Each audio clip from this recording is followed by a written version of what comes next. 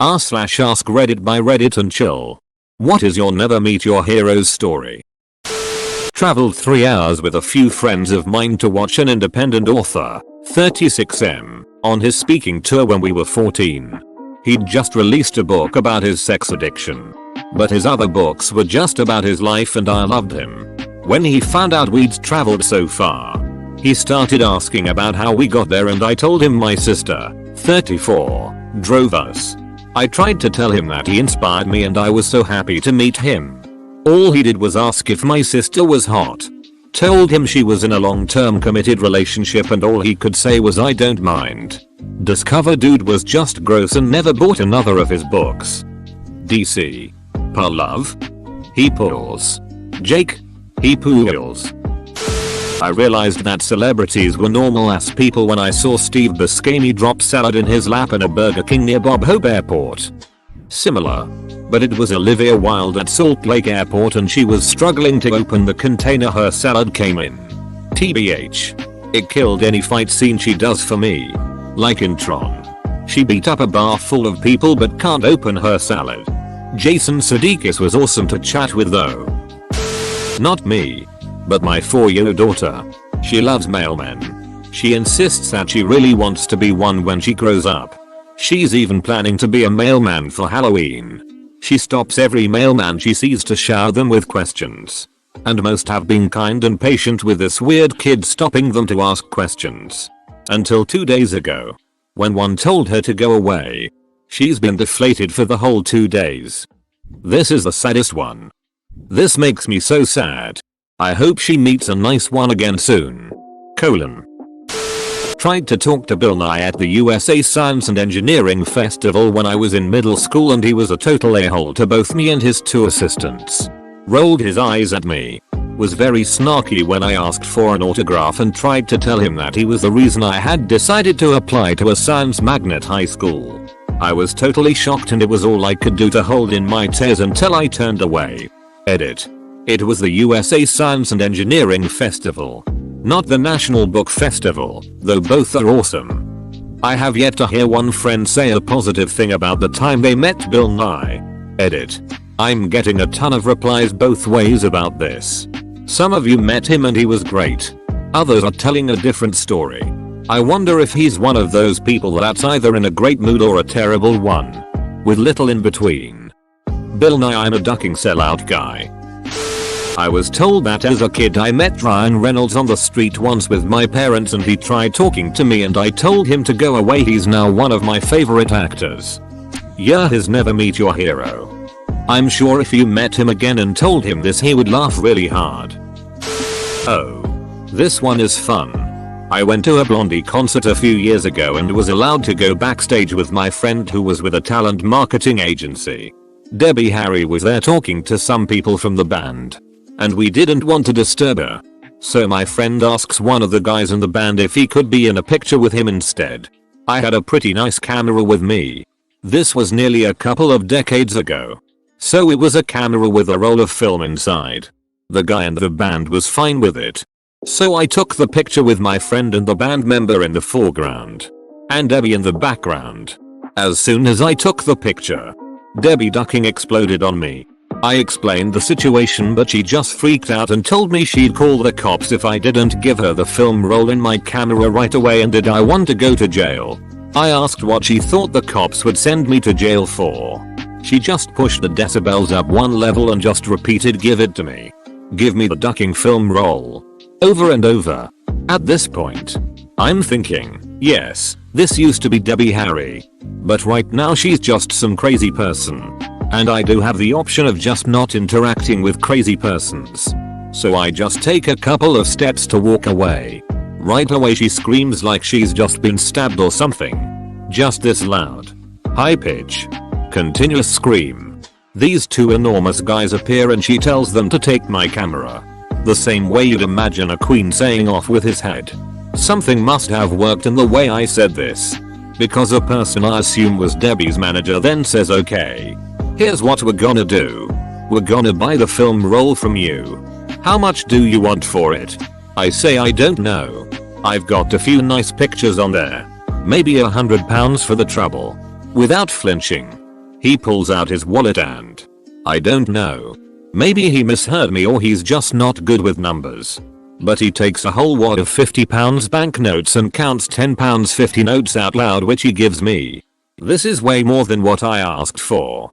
So I'm completely confused by now. And I just open the camera and give him the film. The end.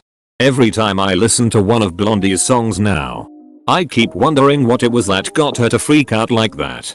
Or why this guy just gave me so much more for the film role. I worked at a venue that hosted her a few years ago. She is very sensitive about being photographed after performances due to her age, sweating, etc. I'm not defending her tantrum, but your comment did make me reflect. It must feel shitty to know that there are people out there who want nothing more than to capture an embarrassing photo of you meaning a celebrity. If you're in the industry long enough, you must get really paranoid, especially as a woman. That said, flying off the handle probably doesn't look too flattering on film either. My mate is a huge Batman fan and was dragged along to see Val Kilmer at one of his Q&A tours. Val proceeded to be a huge dong while my mate was trying to ask a question. I keep hearing he's awfully rude towards his fans, but now I have a first-hand account to confirm. I think he dealt with some serious mental emotional stuff and seems to have really worked to improve as a person. I know someone who used to work for him and said he was a monster. She quit. A few years later she received a several-page long, handwritten letter apologizing for his behavior and saying that he was working on his issues and had horrible guilt about how he had treated people. Just to add, he was not sexually abusing or harassing her, just being a regular asshole. Bro. That wouldn't excuse his behavior, but it has to feel better to have him acknowledge it and apologize. Did your friend ever say how it made her feel afterward? Also, here's hoping that he keeps trying to change. I went to a convention where Leonard Nimoy was a scheduled guest. Sadly, he became too ill to attend. Instead, he Skyped with the convention attendees, showed us his model train and his garden, and sang songs for us in the company of his grandson. It was the best not meeting your hero ever. LLAP. That made me want to cry. What a magnificent person he was. Did he sing the Ballad of Bilbo Baggins or whatever that dope track is called? I've never met anyone that was an idol of mine that I had a bad experience with. However, my best friend growing up had his go so bad he ended what was nearly 20 years of fandom right then and there. He worked for one of the big shoe stores and had won a contest to go to the All-Star festivities for the NBA. He met a lot of current and former player and coaches and had a blast. Until he met Michael Jordan. Being a sneakerhead, my friend owned originals or re-releases of every shoe Jordan ever had up until that point. It was something like 30 shoes if you counted the different colorways.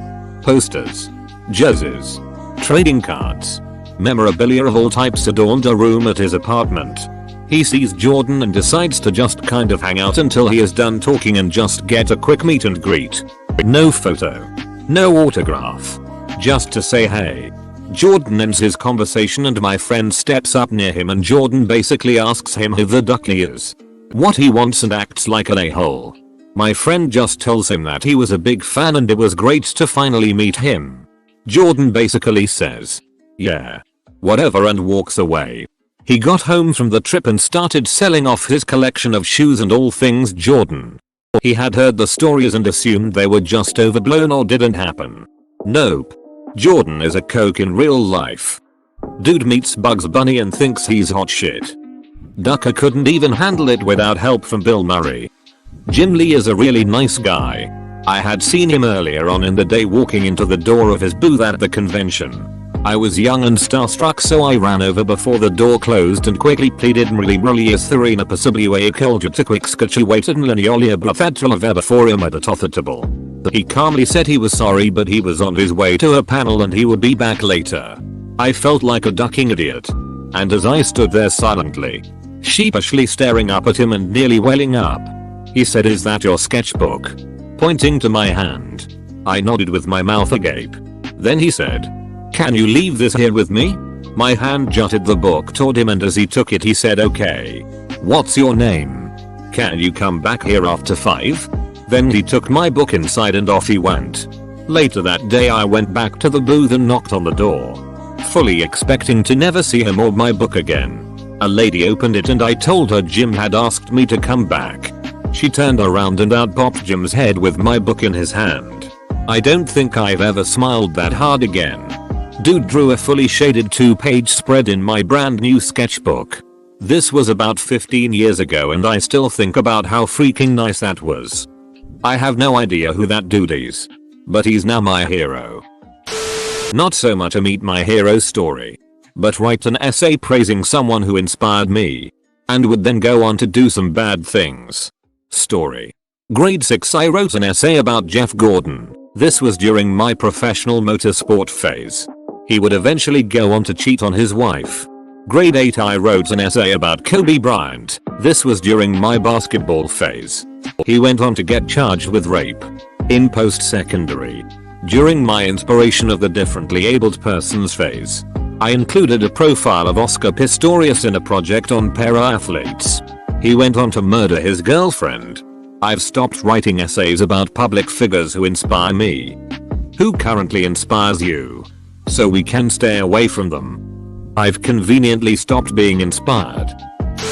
I worked at a train park in Scottsdale, AZ back in high school and was in the front lobby when David Spade came in with his kid. This story is pretty great because he was upset that the cashier or anyone up front wasn't treating him in a OMG David ducking Spade just walked into our establishment kind of way. He even verbatim said don't you know who I am? And just seemed super petty. I just remember standing there internally laughing my ass off. It made me question what I thought about him. Getting upset attention grabbing in a kid's train park. Bonus story. Same train park I was running the carousel one afternoon and an incognito John Heder took a ride by himself at like 3 PM. Confirmed it was him with the cashier afterwards. Still can't get over that either. Actually, the opposite. I met Gordon Ramsay one time, and he was actually extremely kind. Definitely not what TV depicts him as. I feel like he's only really an a-hole on Hell's Kitchen because those are professional chefs and he expects nothing but the best from them. Meanwhile on MasterChef he usually tries to offer constructive criticism and on MasterChef JR he's just a big goof with the kids. He is probably like that on Kitchen Nightmares because they could kill people with their food. I was 15 and at Warped Tour and met one of my favorite band members. He wasn't an a-hole or anything, but he wasn't what I thought he would be. I had built him up in my head, but he was just a normal person who was tired and sweaty from the long day. And then I kind of realized that all my heroes are just normal people. 1989 National Cherry Festival. Batman was scheduled to make an appearance at the Milk Jug Boat Regatta. I was there with my wife and 2 young kids. Batman arrives via Chris Craft and leaps onto the dock. Crowd forms around him. I push my way through to get a photo of him with my kids. Just as I get near he turns and gets ready to leap back into the boat. I yell out yo, Batman. And was super happy to see he stopped and turned around to pose for the photo. He absolutely reeked of weed and the black makeup around his bloodshot eyes was cracked and running from his sweat. Imgur.com link. I avoid meeting anyone I enjoy the work of. People are people. Of course they are a-holes. Ironically, the one celebrity I have actually had a decent conversation with, Marilyn Manson, was actually pretty cool. Marilyn Manson. I remember when Columbine happened and they tried to blame it on music and video games. News stations tried to trot out Marilyn Manson to be like, look at this evil guy corrupting your kids. What they got instead was a really smart and articulate guy who was able to shame the media for using Columbine to rile up people instead of focusing on the victims and the kids. Specifically the guy in the media trying to shame Manson was Bill O'Reilly, who is now out of a job for the many instances of sexual abuse at Fox News. Manson quote. Well, I think that's a very valid point and I think that it's a reflection of not necessarily this program, O'Reilly factor, but of television in general. That if you die and enough people are watching you become a martyr. You become a hero. You become well known. So when you have these things like Columbine, and you have these kids who are angry and they have something to say and no one's listening, the media sends a message that says if you do something loud enough and it gets our attention then you will be famous for it. Those kids, Columbine shooters, ended up on the cover of Time magazine twice. The media gave them exactly what they wanted. That's why I never did any interviews around that time when I was being blamed for it, because I didn't want to contribute to something that I found to be reprehensible. When Michael Moore asked what he would say to the kids and community at Columbine, Marilyn said, "I wouldn't say a single word to them. I would listen to what they have to say, and that's what no one did." I'm not a fan of his music whatsoever, but that quote has really had a lasting impact on me. Ducking like and subscribe.